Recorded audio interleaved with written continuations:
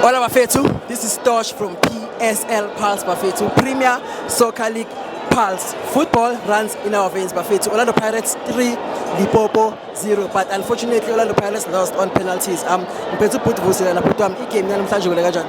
Bafethu into iphakathi namhlanje from 3-0. Bafethu udlalile. Akumele sisikhala sithini. Ama-penalty win and lose. So ngijabulele into leyo. Thank you. So looking at today's game, who was the standout player for you? Mangathiwa nje khetha man of the match bongayinika bani? Police. Oshona Police. Cha. Thank you Butwami. So your words of encouragement to Uyanela Mbuthuma missing the last penalty. Ungathini kuMbuthuma? Mbuthuma mfethu semncane mfethu osasifundisa yafika phakathi. Akasidisa mfethu. Akumele simplay mfethu. Ama-penalty mfethu.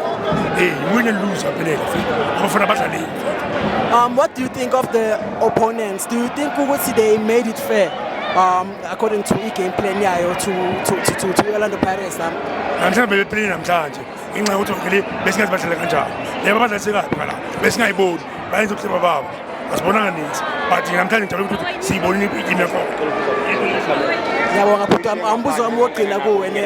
What would your word of encouragement be to Orlando Pirates going forward? We have a game on Tuesday.